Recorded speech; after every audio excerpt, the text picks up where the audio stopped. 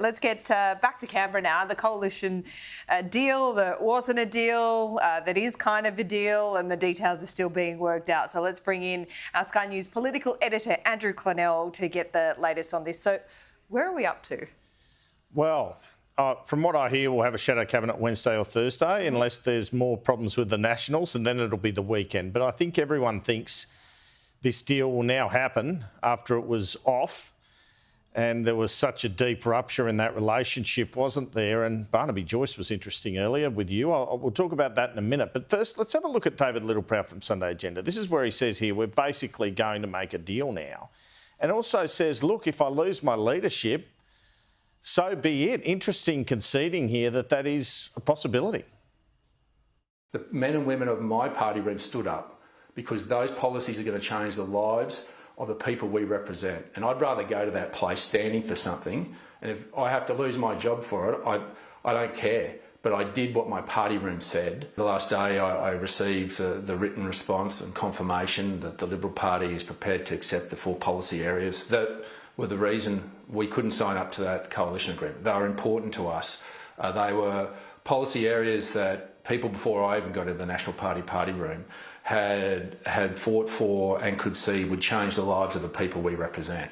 And we made great progress in the last term of Parliament, and I wanted to make sure that they remained, and we couldn't get that guarantee. All right, Laura, well, you just spoke to Barnaby Joyce, and that was pretty interesting. A few revelations in there. First of all, he admitted speaking to Sussan Ley about to try and bring the coalition back together last week. So we know did Michael McCormack. Now, that's been sort of speculated that also had to do with maybe the Liberals saying, do you want to roll David Littleproud? Everyone's denying that conversation took place. What's the likelihood when Barnaby Joyce doesn't like David Littleproud that there was some sort of conversation along those lines, even though everyone's denying it? I think there's a reasonable chance. The other interesting part is net zero. I mean, he was so strong on that. Yeah. And he was also saying, I don't think I'll be in the shadow cabinet. I don't think he was going to be. But it does explain to me potentially why David Littleproud was trying to strike a deal where he could speak out of shadow cabinet decisions, because it shows the depth of feeling in his party room around net zero, and that is the main sticking point. It seems, even though it's outside these 4 demands, outside of those 4 demands, shall we say, this is going to be the main issue for these 2 parties staying together. So let's hear a bit of Barnaby. So you don't want to be leader again. There's no kind of ticket with Michael McCormack. You're not trying to roll David Littleproud and get your more preferred candidate in. What's going on? Oh, well, what's going on is I'm not going to just get that one sorted. So the people are putting that out there. I think, this will get to Barnaby. We'll put this in the paper. Well, you're wrong.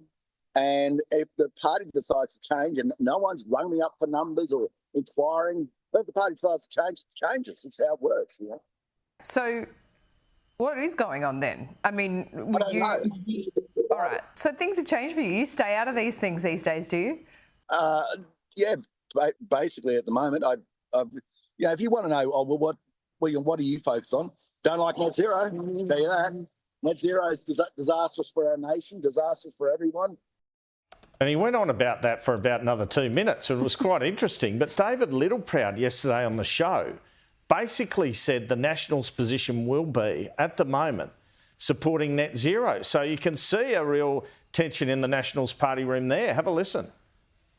Obviously, we, over the ensuing period, will look at policies and positions we've had in the previous term in some respects, and we've looked at net zero a couple of times. The party's position at the moment is to support it, but there'll be further discussions as we move forward and more information comes. But I think what the world is starting to understand that it's very difficult to get there, but we shouldn't give up on trying to reduce emissions.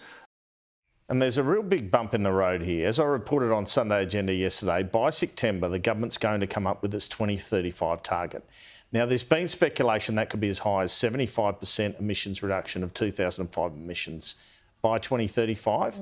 I understand the recommendation from the department's more likely to be 65 because that's seen as too ambitious. We know the target at the moment's 43% by 2030. Yeah. They look like they're going to 65 by 2035. But that is the next opportunity, I think, for some tension in the coalition, because you'll hear from Andrew Bragg, who's going to be a Liberal frontbench appointment this week. essentially saying that that's a good thing. And then you'll hear Tim Ayres here, the minister, on with me yesterday again saying we have to work towards this. Not everyone in the Nationals thinks so. We're waiting to receive advice from the Climate Change Authority. They are consulting very broadly, and when the government receives that advice, we'll engage the cabinet processes to deliver the best outcome for Australia. That's the calculation that we'll be focused on. What is in the best interests of Australia? Well, we'd see the report and look at that as part of our review. As Sussan has said, we're looking at how we best get to net zero over the longer term. We understand that cutting emissions as part of an international community is important, but so is reducing power prices and enhancing reliability for Australian industry and households.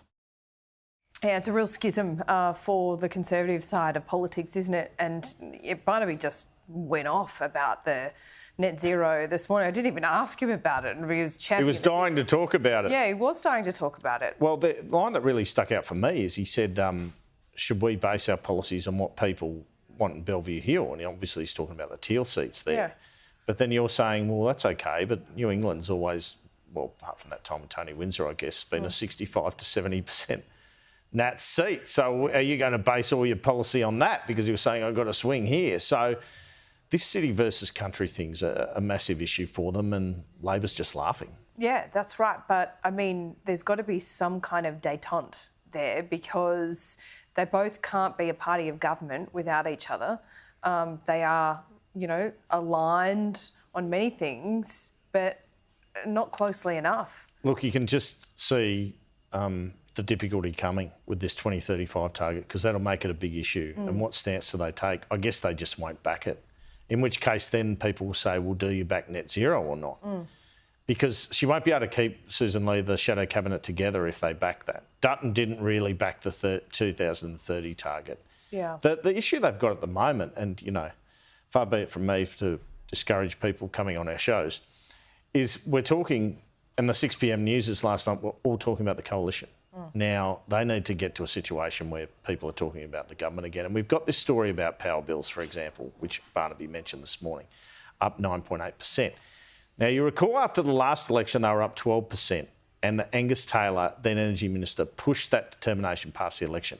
This time, the government's saying this was always the scheduled date, and they released the draft, a default market offer, in March, which was exactly the same set of numbers. That's right. So they're able to argue... Okay, so that was the draft. Yeah. So they're able to argue that we haven't hidden this, we foreshadowed this, and people voted knowing this was coming. Having said that, I'm sure a lot of people this morning, it was a surprise, because that was one story in the middle of March and they probably forgot about it. But again, it seems to be based on this whole transmission rollout to achieve the renewables revolution they want. Having said that, look, when you got 93, 94 seats, if you want to do something controversial like this renewables rollout, here is their opportunity. That's right. What about things like superannuation? There's now been a renewed focus. I mean, this was really one of the big misses for the coalition during the campaign. And it just really exposed that they weren't able to find a weakness, turn it into a mainstream issue, even if it only directly affects 0.5% of people right now. So that was a big miss. But now there's a lot of pressure on them. And this could be, the first kind of test, really, for the Albanese government. Do you just push ahead? Would it be seen as signs of hubris not to even look to be consulting? I know it's been on the books for quite some time, but do they go back to the drawing board and tinker around it, just for kind of to save face a little bit? Well... Probably not. They don't have to. Well, the majority of people don't care, so that's the first thing. However... it just looks like bad policy. So how about addressing bad policy? Yeah. Now, Andrew Bragg, and the other thing is, I had this story last week about state MPs under the old scheme don't cop it, and a lot of other state officials don't. We've had a story in the Financial Review this morning saying that the way things work, if you're on defined benefits like the Prime Minister, it would only occur once you... which is all ex-federal MPs, once your retirement age. So again, there's an inconsistency there with how people are treated, and that always hurts you. That can hurt you. So I think, look, wouldn't it be reasonable, as kind of Robert Gottlieb's saying in The Australian, to just tax people above $3 million in the super fund when they draw down the money? Not when it becomes a paper value. But see, Jim Chalmers won't want that because he wants the revenue. So, I mean, but essentially that would appear to me to be better policy if you're going to do it. I wonder if Anthony Albanese would change his mind on this one. We're going to hear a lot about it.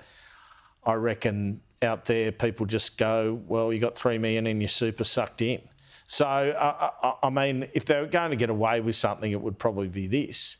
But, you know, they're pretty derisory of people commenting on it in the newspapers. And I'm not sure that's appropriate because it does look bad policy to tax unrealised gains. Like, it just looks wrong. And so, you know, I think there is the opportunity to tinker. It will be an interesting test. And I think it should be their first question in question time. Andrew Bragg on the program yesterday was trying to make out that Jim Chalmers can regulate how the Prime Minister receives it. Now, that's not correct, or that's not their intention as I understand it. But then I guess casting some shadow on that is this suggestion that some people like him could be treated differently, just the way these things operationally work. That's the fairness proposition, isn't it? Absolutely. Yeah, and the fairness proposition on taxing money that you haven't earned yet. Well, that could, so you can't really write off the loss, or not apparently for many years, but you you cop the, and then people have to sell things and do things. And it's not the same treatment if you have a unrealised loss. Yeah. You know, so, I mean, these things, you don't really focus the mind on a superannuation balance above $3 million unless you're in that drawdown phase. Yeah. But, you know, people, if they are in that phase, are really exercised on the issue, and it comes down to good policy. And look, let's face it, without the indexing, eventually it captures everyone. I mean, it's a big eventually. We're talking, you know, 20 years. Yeah. But, you know, 20 years can go fast, as we know, Laura. Yeah, it does. 18 years is Sky News for me. We'll see you soon, Andrew.